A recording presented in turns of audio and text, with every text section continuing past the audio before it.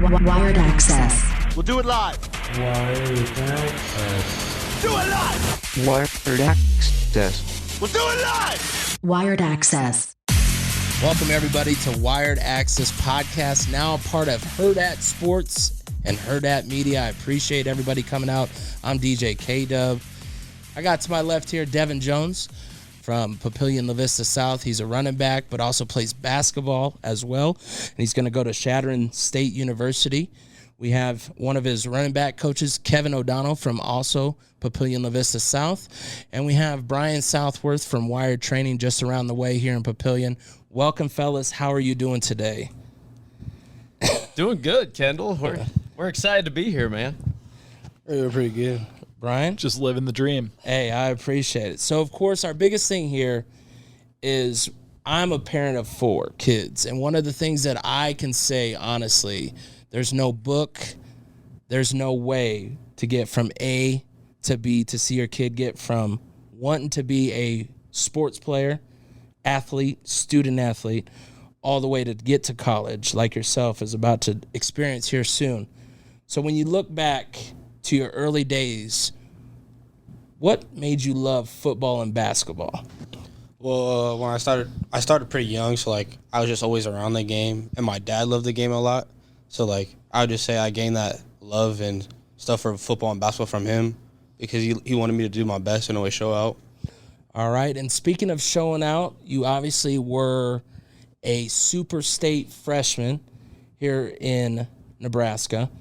But not just you, but your brother followed your footsteps. So when you have 2 Jones in the same house being a super state athlete, what does that mean to you? It means everything to me because he's my little brother. Like, obviously, if he's not better than me, I just want him to succeed and do good in everything that's going on for him.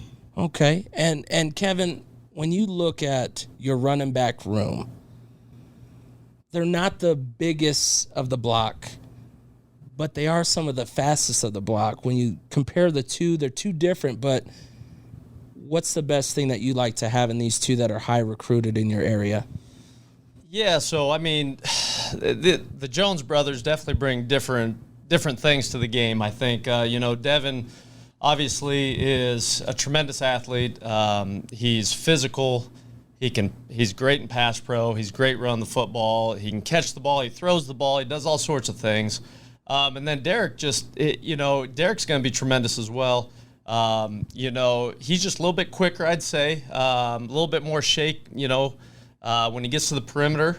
But both of them, I mean, are tremendous football players. I mean, those other guys in the running back room at Papillion South are really good football players as well. Kyle and Connor, some of the young guys coming up. They can all play football. So we've been fortunate at Papillion South to have these guys come through, and they've really added an element to the run game, but it kind of starts with this guy right here for sure. Well, and when you say that it starts with him, what kind of leadership did you see in Devyn as he was coming up? Because you've been there every year that he's been there. Sure. Yeah, Devyn is a tremendous leader. He leads on the field. He's not overly vocal, but when he does talk, guys listen. But he leads by his example. He leads by his work ethic. He leads by his commitment. And, we've been fortunate to have him the last 4 years, for sure. And, Devyn, when you hear this from your running back coach, obviously this was brought up before by 6 Star Football. They talked about you in a lot of articles, and there's so many similarities that are not only portrayed to the public, because sometimes the public view is not always the same as a coach's view, but when they match and you're looking to move on to the next level, what does that mean to you? It means everything, because, like, I came in and I was a sophomore. Like, obviously I wanted to meet expectations because I was doing pretty well, and I just wanted to make him proud and make our program succeed and do the best that I could. And then when you look at your leadership, so of course you got the loud one, Trace Marco, and you got you on the background. How do you show that your presence matters in an atmosphere where you're not the loudest guy on the field? Well, I kind of lead by example. Like, I'm going to show you that I'm going to work hard, and when things get tough, I'm going to show that I'm not going to quit and stand down, and I'm going to fight with them, and we're all brothers on the team, so we got to play together.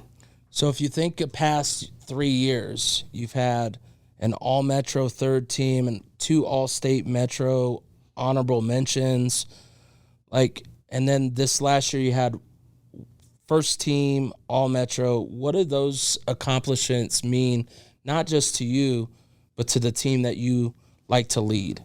It just shows that I couldn't be there without them. Like, it's not just one person. It takes the whole team to get those accomplishments, and I couldn't have done it without them.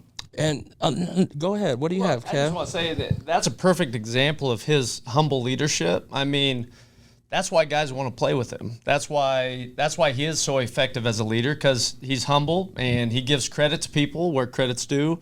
And I mean, it's pretty obvious if you were out on the field and in those classrooms, kind of the things that he's doing as a leader. So, well, and I'm glad that you brought up classrooms. Obviously, rolling with a 3.6 or higher GPA, it's not easy. What kind of sacrifices do you have to take in high school to be the player that you are today? So, like, you don't get to hang out with your friends as much because you have to balance school and football can be a lot. So you have to take time away and just put in your study hours in. And what's like the reflection of some people around you? Is it everybody can accept it? Do you have some that, and I only say this because I've read through some text messages, right? We, as fathers, we all wonder what goes on when we're not around, but I've watched my son have to step up and talk to some of his friends in a text message. Hey, they know what is right for me, or they know where I need to be. Have you had to do any of that instances where you had to kind of stick up for what you wanted to do right instead of being the follower? No, because all my friends, like, they know I have a dream and where I want to get to. So, like, they accept me and what I have to do. All right. Brian, when you look across all the talent that you see coming through Wired training, and obviously baseball is still training, and you hear this leadership and you hear it on a quiet side, what does that, like, explain to the team that's around him and how they can pull in and lead and follow his lead? I mean, you could definitely tell he makes everyone around him better. And the one thing that just, like, hearing him talk about that I love, too, is, you know, he said you have to make a lot of sacrifices. And I think Nick Saban had something like a rant, one of my favorite things. And it's like kids nowadays think they have the illusion of choice, right? They have options, like I can go out with my friends. I can do this on Saturday night. But truthfully, you know, if you want to get to that next level, you don't have a lot of choices, right? Like, you're going to make sacrifices. You're not going to be able to do everything with your friends on Friday night because you have a game to prepare for. You know, probably the next day you're in for film the next day and getting ready for the next week. So that's awesome. And it's such a great quality to have in a leader. And, you know, just also leading by example is one thing I love to see. So. Well, and Kevin, you come from a small town. You've obviously moved into the Omaha area. You've tried to make differences in different types of playing styles. And when you see your word go into action with a player like Devyn, how does that make you feel as a coach where not every time is a successful story, even though you might have given all your heart?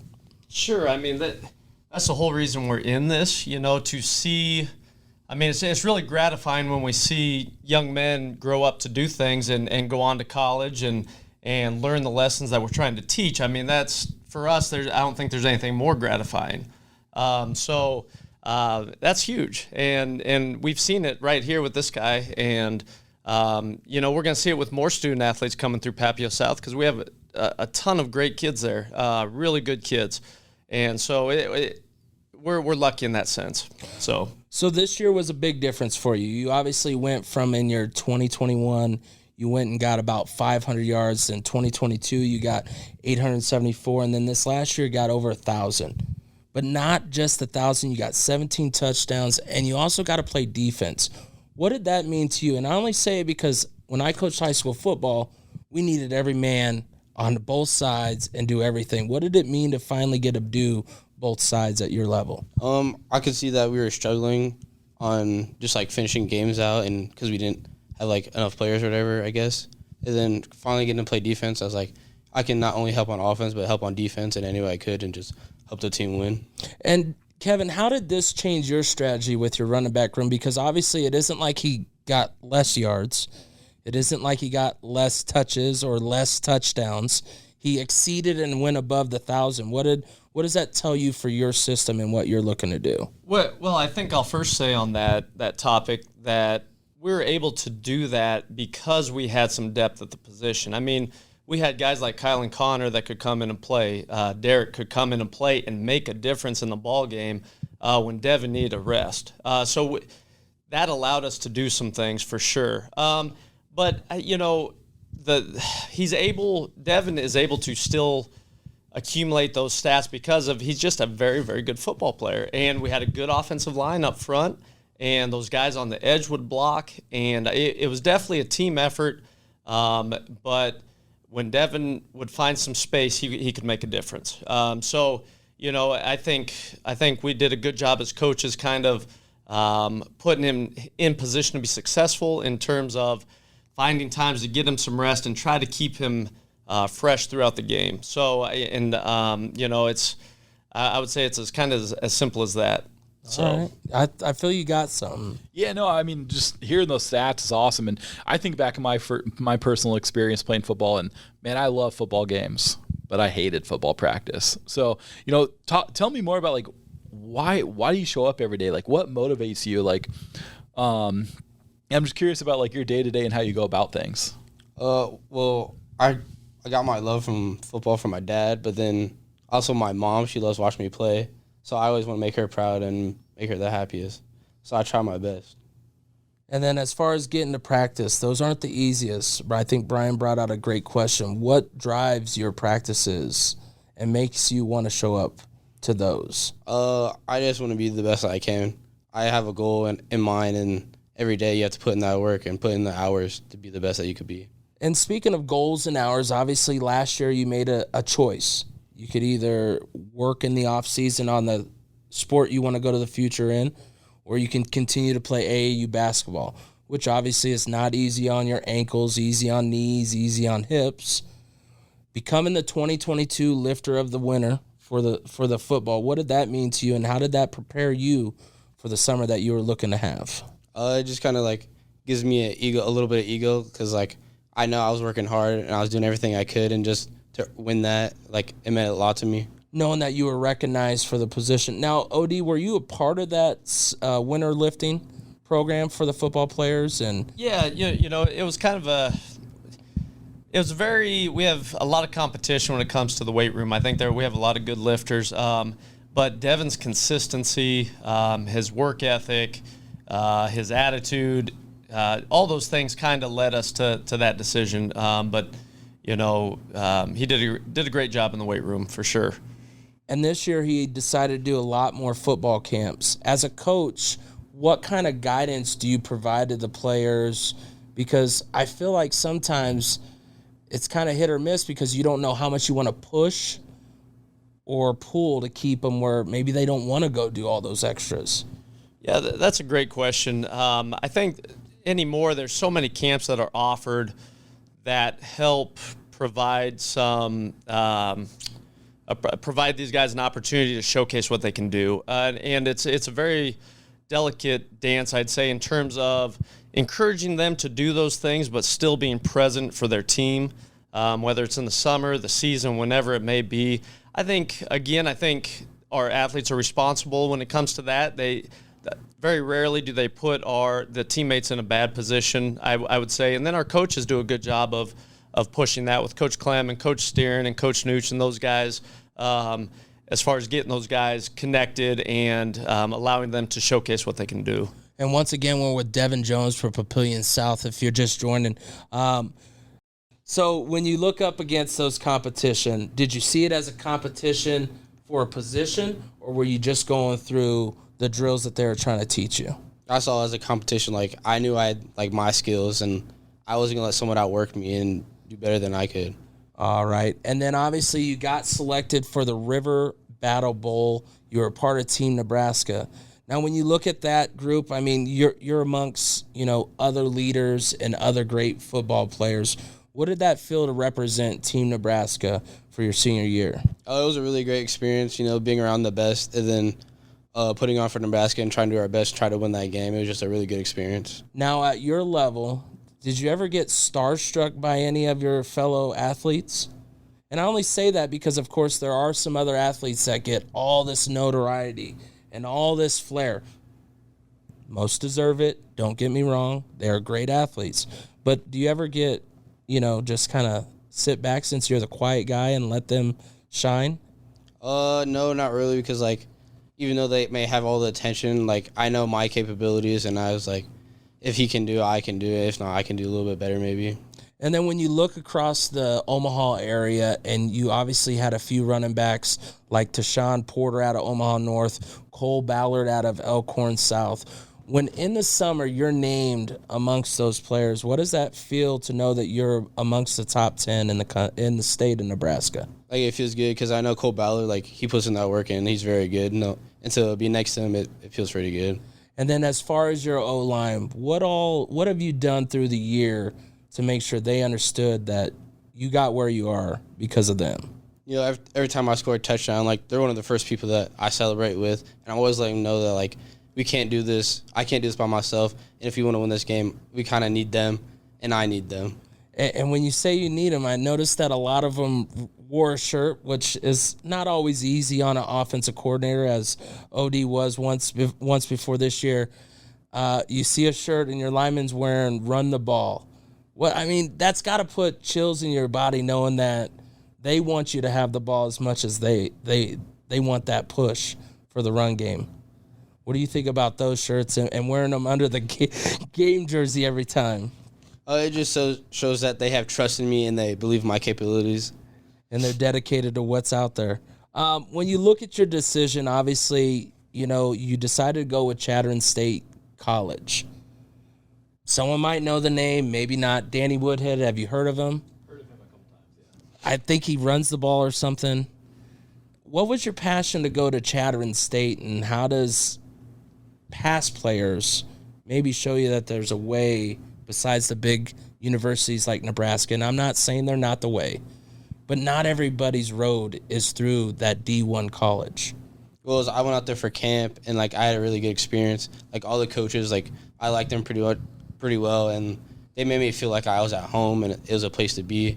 And then obviously with Danny Woodhead, it just showed that even if you go D2, it's still possible and your dreams can still come true. And Kevin, as a running backs coach, how do you influence these players to understand that their route to college, where they go, or whatever their end goal is always an option, but they might find a different route? When you look at some of these D2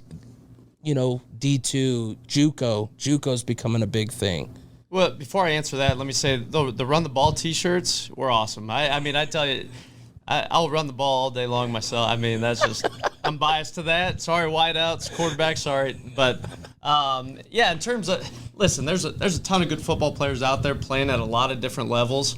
I think people underestimate how good a football some of the small colleges are, and the D2 schools. But there's just a lack of knowledge, I think. We're trying to help these guys find the best fit for the now and for the future. And whether that's at an NAIA school, whether it's at D2, D1, whatever it may, JUCO, it's kind of personalized to the player to a certain extent. And we want to just help them basically have the best opportunity possible to succeed. So if I'm a parent and I got a son, now obviously I know things are starting to heat up where freshmen are getting talked to, sophomores, more of baseball than football. But how do you explain to parents and let them know when and what's right or what's the right route? Yeah, I think just working with the high school coaches is important. I think they know a lot about the topic, and they're always open. I know at Papillion South they're open to communicate with parents about colleges and options moving into the future. So I would just really stress that communication piece with your high school coaches, because everybody's trying to get the same thing. We're trying to help these guys get onto a place where they can have success and enjoy their experience. And so if we can work together with parents, and that's what coaches want. So that's the biggest thing I'd say in terms of that. Communication is very important. Now, where your recruiting was a few years ago for you, yeah, and where it is for him now, what's the biggest difference between 2022 and sometime in the 90s? 90s, oh yeah. Yeah, I would say this. I think with social media, I think social media does a good job of showcasing these guys, and communication happens a lot quicker, and it's very rare that coaches miss out on players now. I mean, it's just a situation where you can just get on social media and see highlights immediately. You can even see game film immediately in some cases. So things are happening faster. Things are happening younger.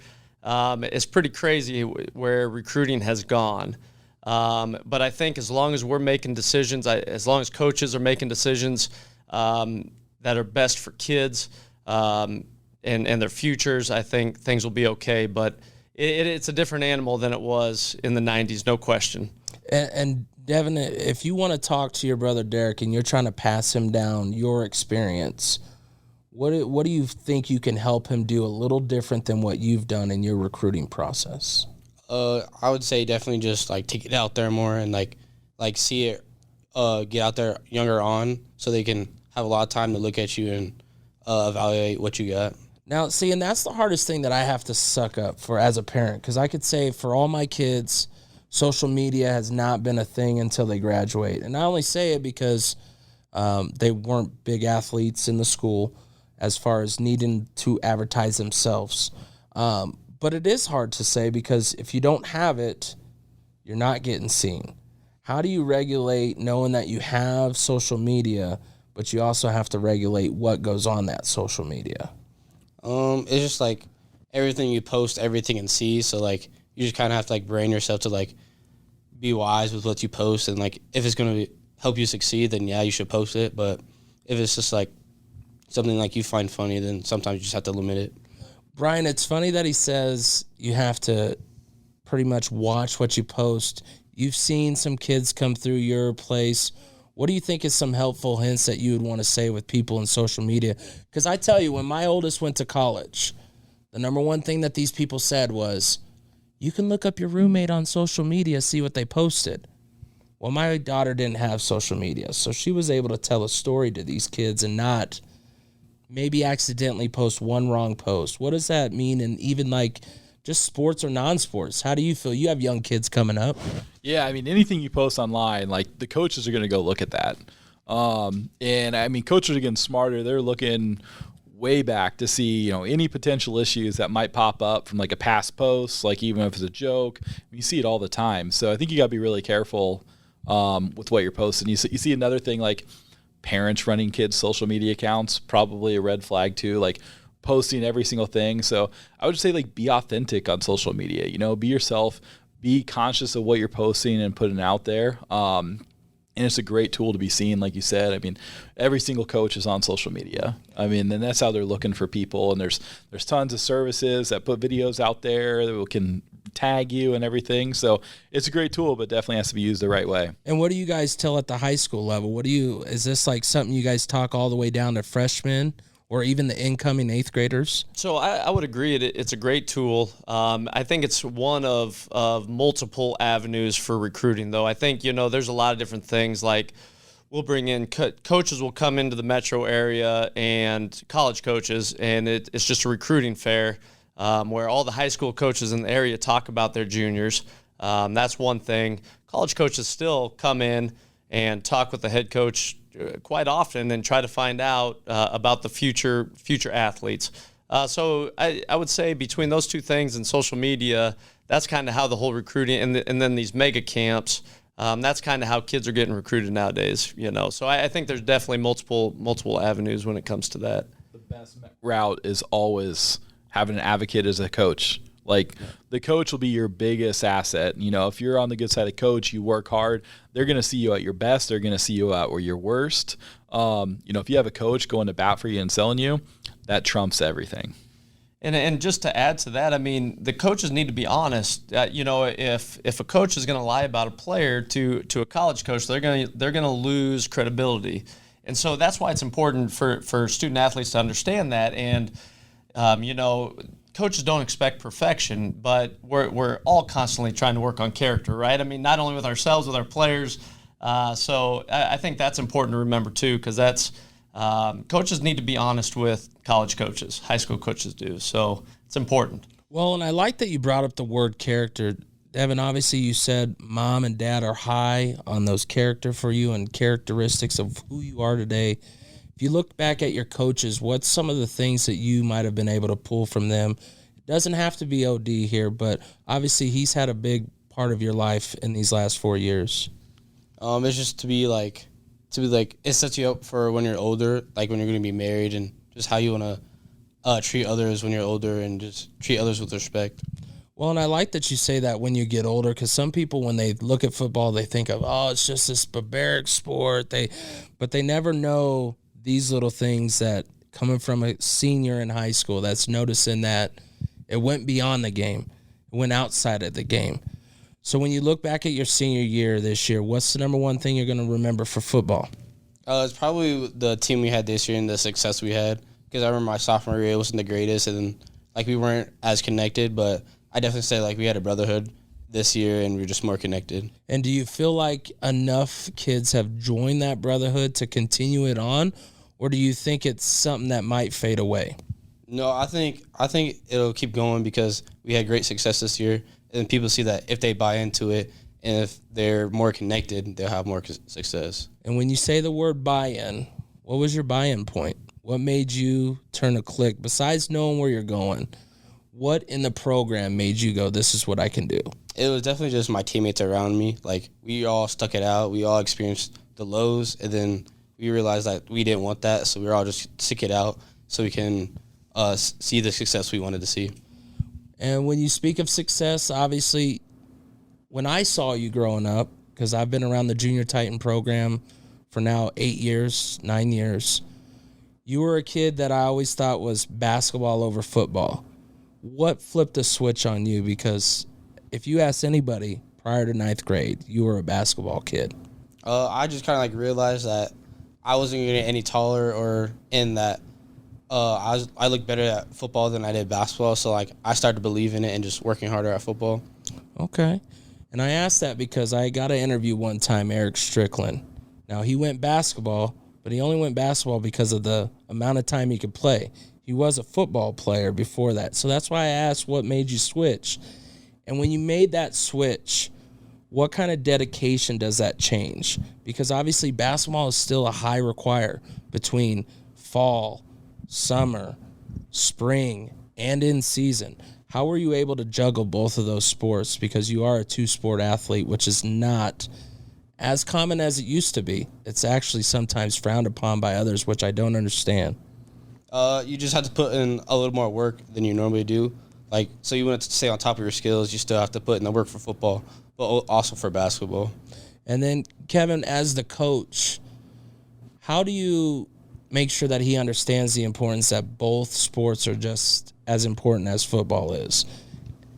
Well, I think in these guys understand. I think these guys understand that without even speaking to them. Because they're competing not only for themselves but for their teams. I mean, they're out there with their buddies in both sport, whatever sport they're out for. And I just love multi-sport athletes because they learn how to compete in different ways. They get, and a lot of times they get the same message from different coaches in different situations, and I think there's just a lot of lessons to be learned from competing in multiple sports. And quite frankly, to be honest, you're in high school. Like, go out and play. Do things you want to do. I mean, do things you enjoy. And if you enjoy playing multiple sports, get out there and play it. You'll only have that opportunity once in your life. You're in high school for 4 years and that's it, and you're moving on. So. Well, and I'm glad that you said that about even at the next level. Obviously, Nebraska just got a recruit that's going to do track and football. How does that happen, or can it happen at a Division II school where you can do basketball, football, or is it just straight across the board? You have to do only one sport. I'm not sure. You're not sure? No problem. If you didn't go for it, I don't blame you. So for 2023 class, obviously Chattering State is bringing in you and one other running back. What do you feel about what's some of the things that they talked to you that made you want to decide to go there? It's just buying into what they have at the program, and like they have obviously had a history of good running backs, and then like they're gonna put in as much as work for you as you've put into them. So it's just getting out there and coming together as one good team. And when you see a college like Chatham State, they have a head coach, Jay Long, who is an alma mater there. What does that tell you about the program when the head coach wants to go back and coach there? And I only say it because I believe you've seen that a little bit in when you've coached and played, where people want to come back and give back to where they're going. It just shows that like it's a good program, and like everyone, like it shows connection there, and it's just a good place to be. Okay. And then how does the family feel? Is it close enough, far away? Does it give you a little, time to be Devyn? And it gives me a lot of alone time. And my mom was a little iffy about it because it is quite far, but she said it's not too far where she can come up for like a weekend and just watch one of the games and head back. Rory Garris Jr. is the running backs coach. What did he do to sell the running back position, or is the linebacker position also something you could do for him? It's mainly running backs. He was in constant contact with me, just asking how I was doing and what's going on in my life, and just making me feel like part of the team already. Awesome. Giving you that home atmosphere, giving you the feeling. Now, OD, when you look at these coaches that are position coach, just like yourself at the university, what kind of connection do you have any connection with them, or only if they reach out? How does that go with your personal recruits? As far as my connection goes, it's probably not as extensive, obviously, as the coordinators or the head coach. We obviously don't have the opportunity to meet with all the position coaches that come through. Primarily, they're usually going to be the head coaches or, one position coach. So the connection there isn't quite as extensive, I would say, for sure. Okay. Well, what is the goal? If I am Chatham State College Eagles fan, what is the one thing I should know about Devyn Jones coming to my... You're going to get the hardest worker. I'm going to put in all my effort to anything I'm doing, and then I'm just going to work with the team and hopefully get to, like, a championship and just go from there. Now, Kevin, what would you like to wish your player before he heads off to this great adventure? I'm pretty sure you've already told him, but coming from a spot where you're also going to move yourself, I mean, sure. You're moving on, and his brother won't get to experience the OD love for the last 2 seasons, but what do you got to say? Well, I think the first thing I'd say with what Shatteron's getting, I think they're getting a high-character kid that's a really good football player that's going to represent not only the football program well, but that whole school for sure. I think they got a good one. And, I just am proud of the way he's developed over the years. I'm just proud of kind of the young man he's become.